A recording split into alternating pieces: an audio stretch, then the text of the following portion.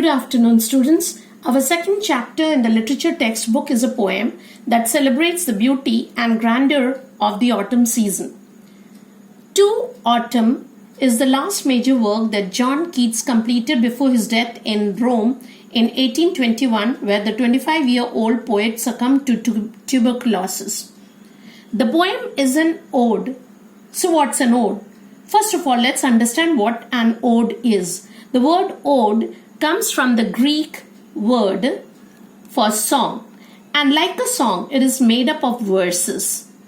An ode is usually addressed to someone or something, or it may represent the poet's musings on that person or thing. Now you may ask, what is a muse? A muse is a person or spirit that gives a writer, painter, musician ideas and desire to create things.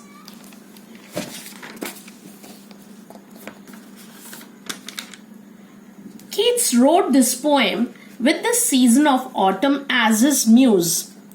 In this poem, he is talking about the beauty of the autumn season. The poem has 3 parts. Today, we'll try to complete the first part on page 14.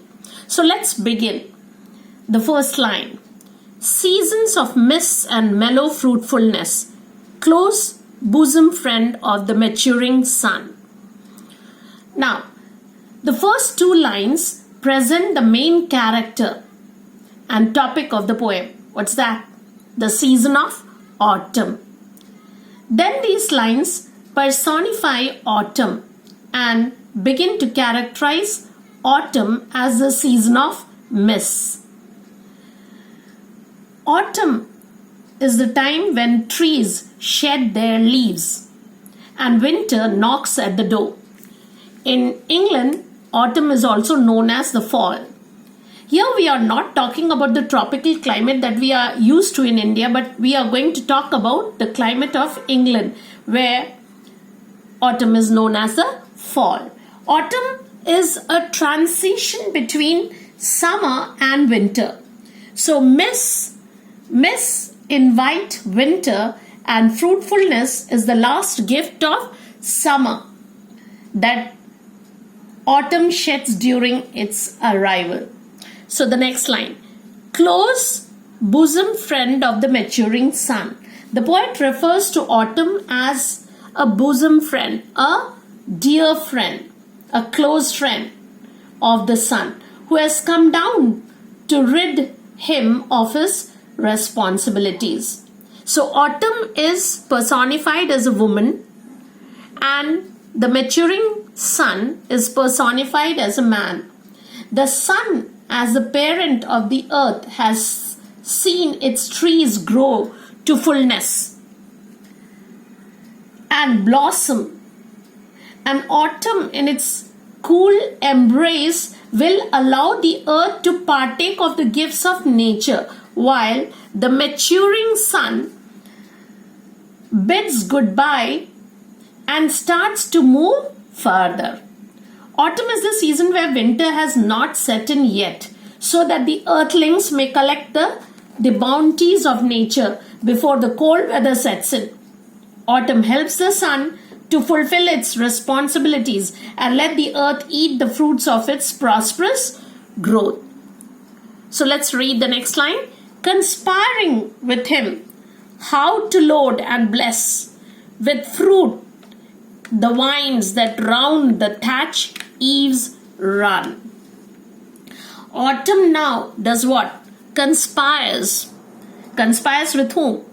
The sun. It works closely, works closely with the sun to see how they could load what? The vines, the trees, the plants, the fruits. With what? With fruits.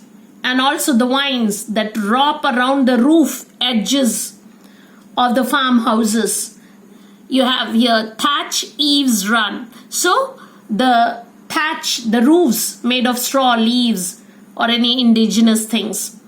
So therefore the autumn closely collaborates with the sun to bring richness ripeness and fullness to the fruits.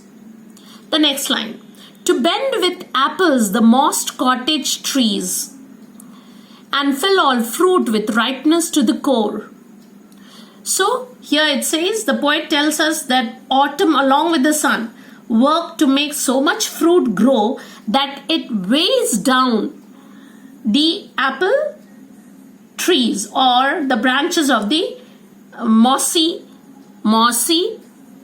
apple trees, cottage trees that grow outside the farmhouses. They make every fruit completely ripe to the core. And then it says ripe to the core, that is the center of the fruit.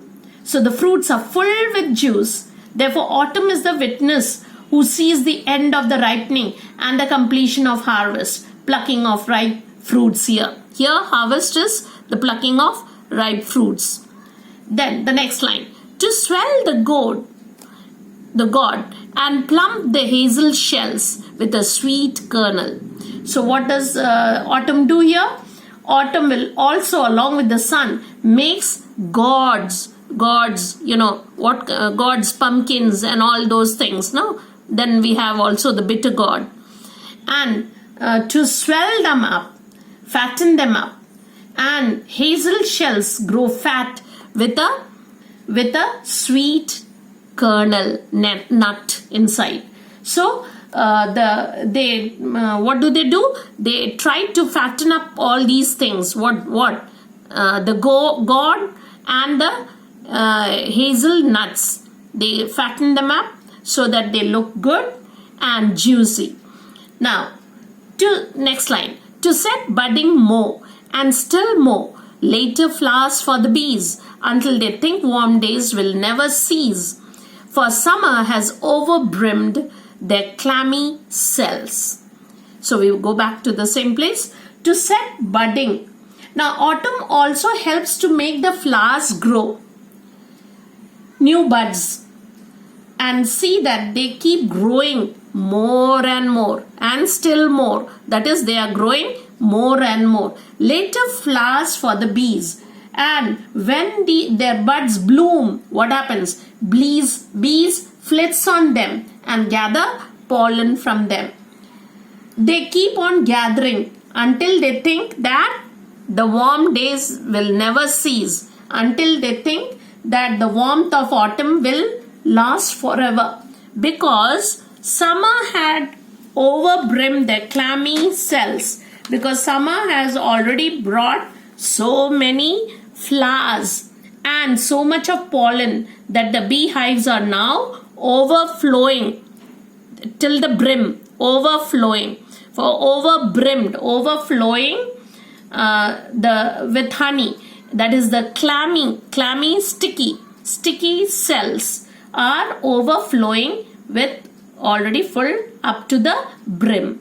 Here we come to the end of the explanation of the first part. Now the rest of the two parts we'll try to do in the next video.